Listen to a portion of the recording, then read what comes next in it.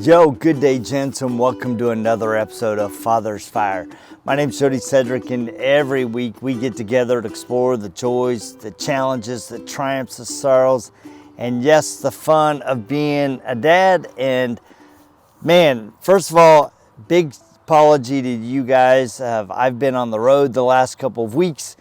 Doesn't mean that I haven't been thinking about you, but yeah, I've had some mad travel for business.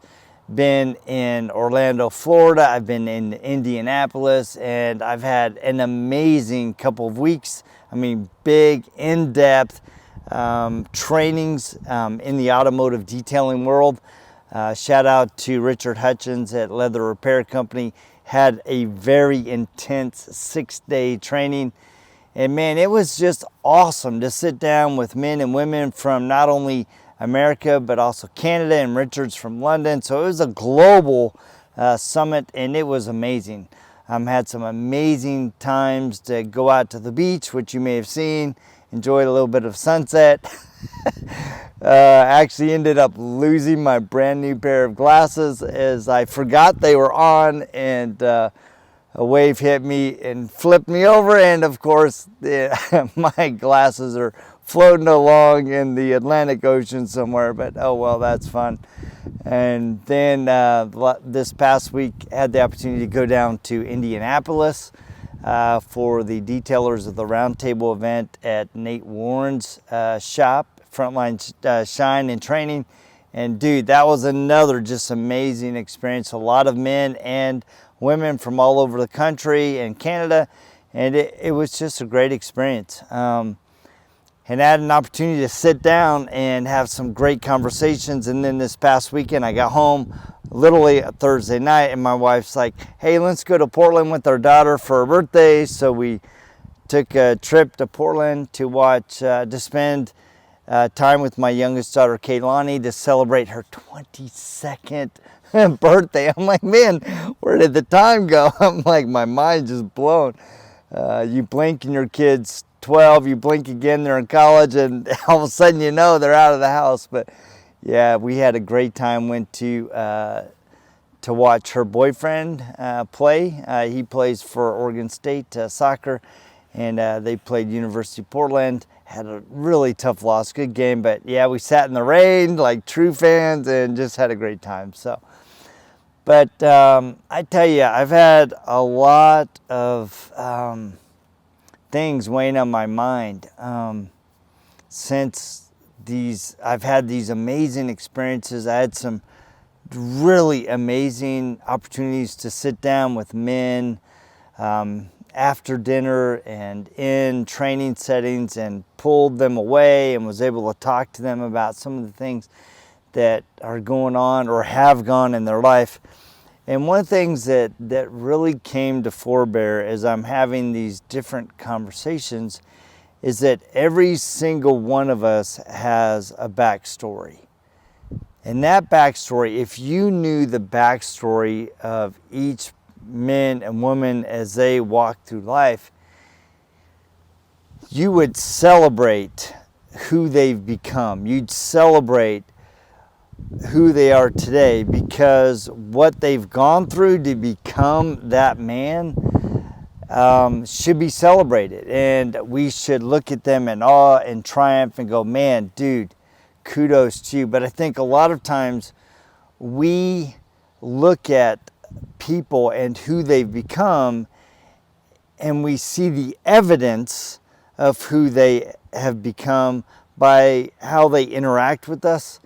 And sometimes we are very harsh in our judgments towards them.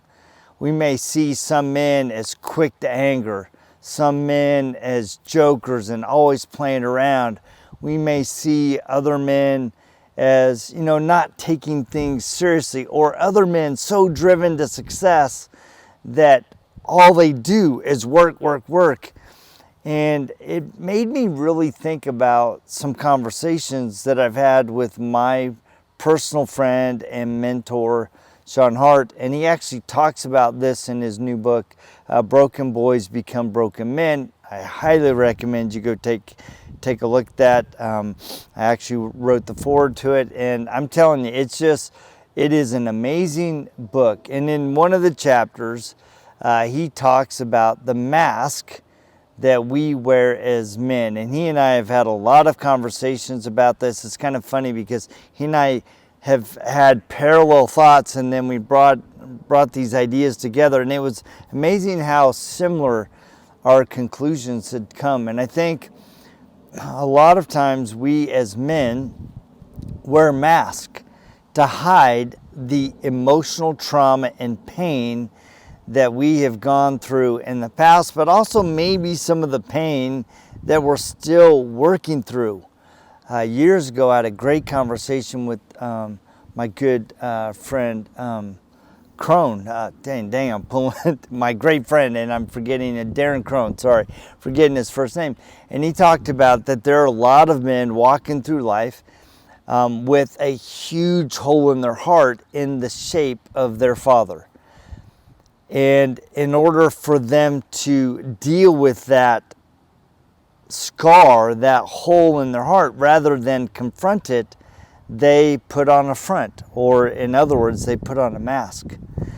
And I think a lot of us men, as we're walking, you can see these masks in different men as they walk through life. So first one I'd like to talk about is the gorilla mask. I mean, we all know a man that is quick to anger. He's always puffing and beating his chest. He's dominating the situation by his very presence, by his demeanor, by his voice. And he can be very intimidating, not only to those around him, but also his family and to his kids. And they're not quite sure. They're kind of walking on tiptoes because they're not sure how this gorilla mask is going to explode at them at any time. Then we have men walking around with a lion mask. They're courageous. They're always, quick to defend, but they're also kind of pulled to themselves. They have a lot of pride, and they won't reach out for help when help is what they need. You often see them isolated, but when they come in, they got a lot of pride in the work that they do in their family, and will do anything to protect it. But in some senses, that pride, that arrogance, that defensive nature kind of pulls them away from the people that they're close to. It kind of keeps them a little bit at a distance. Then we have men who wear the mask of the hyena. They're kind of men who are opportunistic. They're kind of they're scavengers. They're opportunists. They're always looking for a way to sneak in and grab opportunities, and you're not quite sure how they do it, and they're not even sure how to work through that. But you often see them in packs. I mean, they're very loyal to each other, but soon as one is taking advantage of them, or they feel like they're getting more meat for them, they snatch in and they try to take out. Then we have the man who wears the mask of a chameleon. Someone who is always changing colors and stories and trying to blend in, trying to fit in. And it becomes so much of a way of life that he doesn't even realize that he's doing it anymore. Then we have the man who is like the parrot, showy and loud and beautiful and colorful. This is a man that's always the life of the party, always trying to make people laugh, always, the center of attention. You enjoy being around him, but his humor and his laughter and his boisterousness and his colorfulness is a defense mechanism to hold you off. It keeps you close enough where you can interact and be part of his circle, and he can feel like he's loved.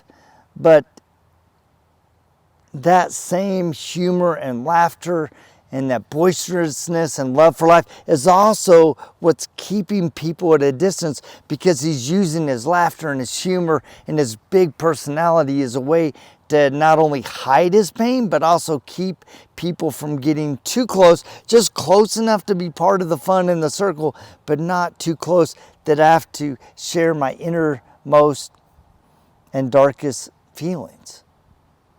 Then we have the man who's wearing the mask of the pig.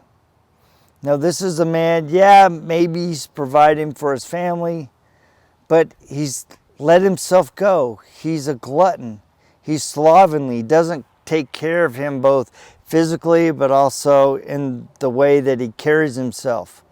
You know, he comes home and just plops himself on the couch and watches a show and eats a lot, doesn't really interact. I mean, yeah, he may interact, but there's no real sense of like, all right, man, I got to take care of myself.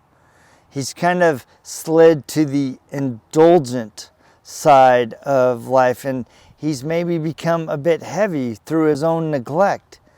I mean, he talks about wanting to change, and maybe he does for a season or a period, but he always slides back, and he never really masters that inner appetite. And a lot of times he's eating his pain, he's eating his sorrow. And so that becomes his addiction. His mask becomes his addiction, literally, physically, and emotionally.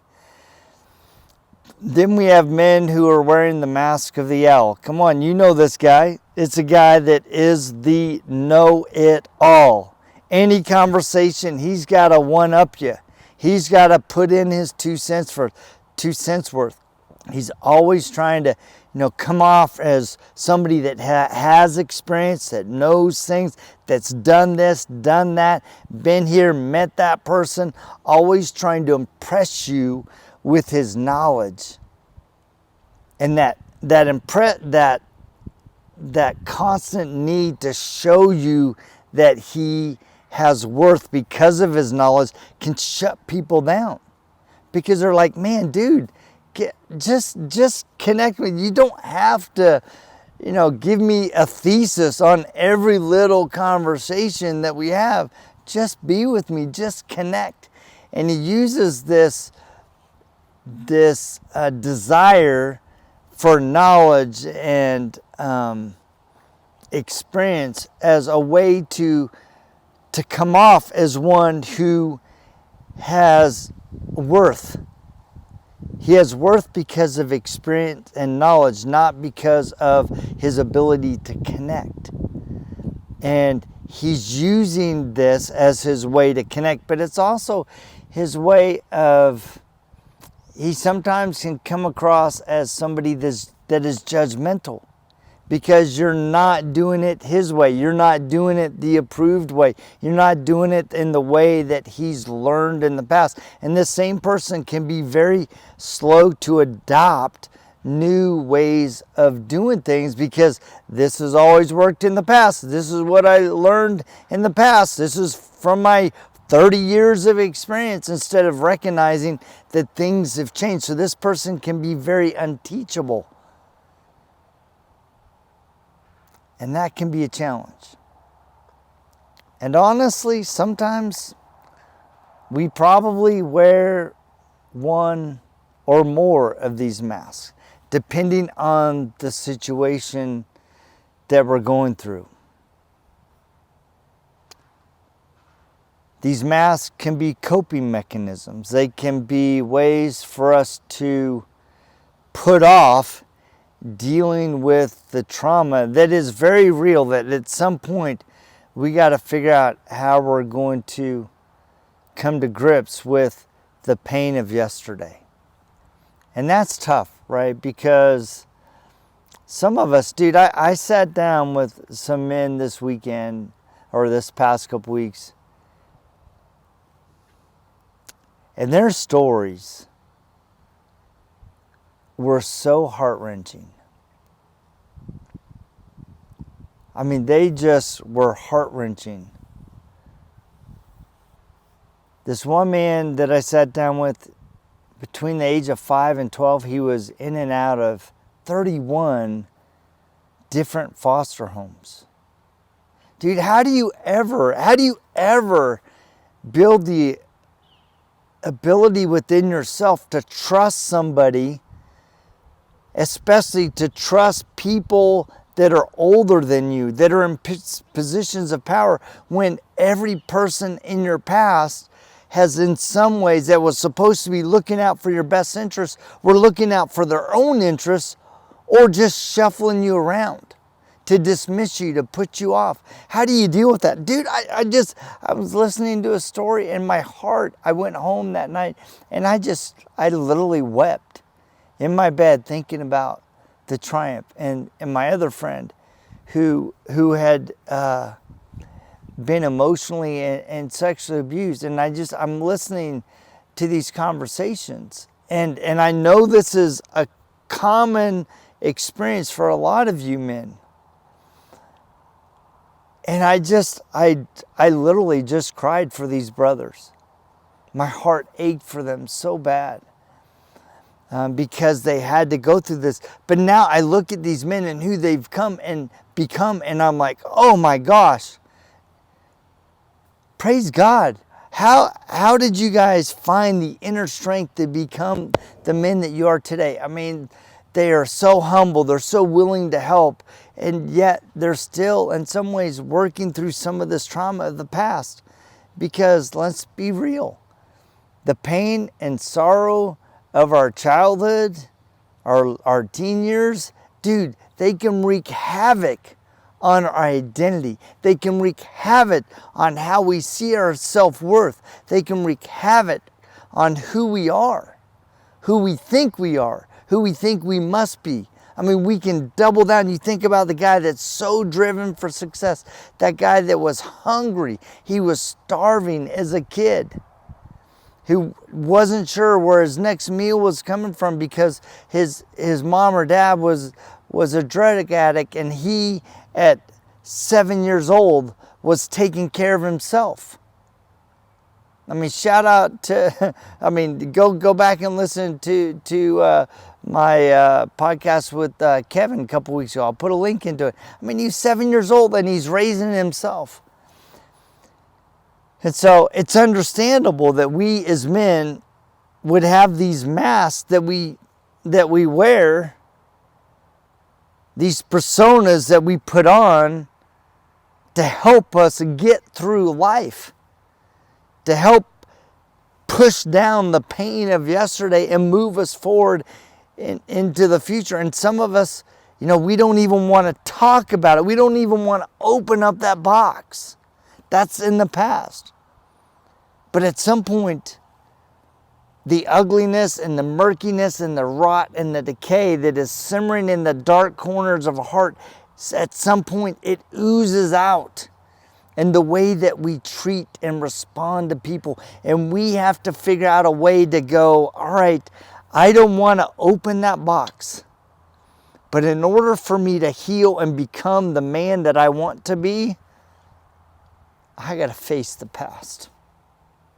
And in facing the past, I can come to grips with that and go, you know what? That was not my fault.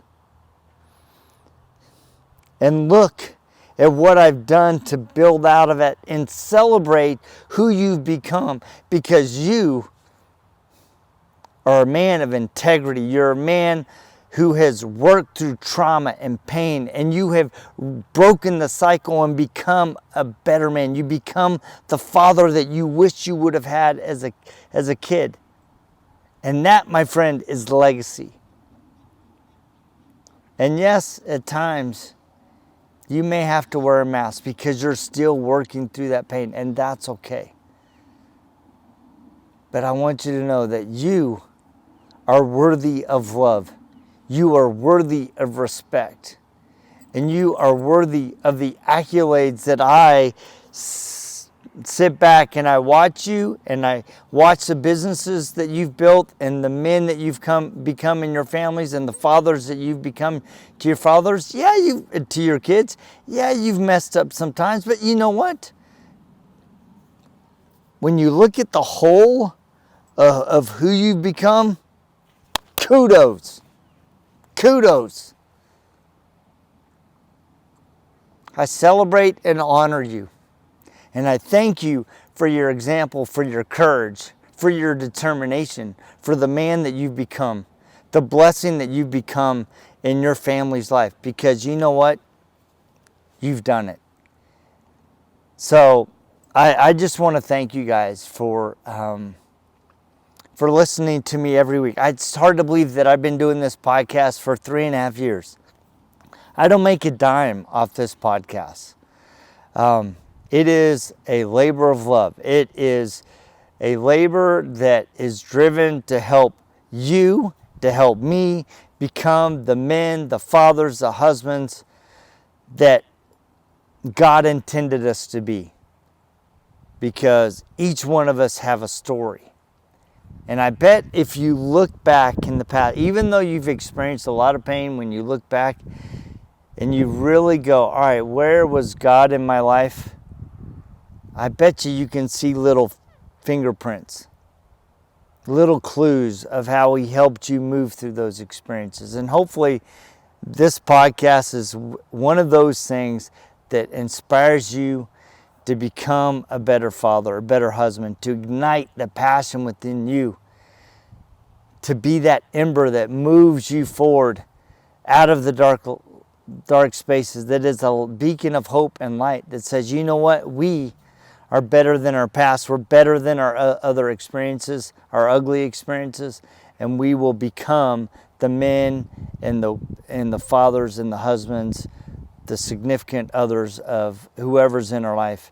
And I just want to thank you guys. So I hope something about what I've shared with you today will touch your heart, will inspire you to look at how you're moving today. What mask are you wearing? What are those masks hiding? And who is the real man that needs to be unmasked so that we can see the true light in you? Because, brother, you are amazing. And I want you to know that I love you, I celebrate you, and I want to thank you so much for tapping in this week on this message. And you guys that are new to the episode, and those that have listened that maybe you haven't done it, please go out, like, share, and subscribe.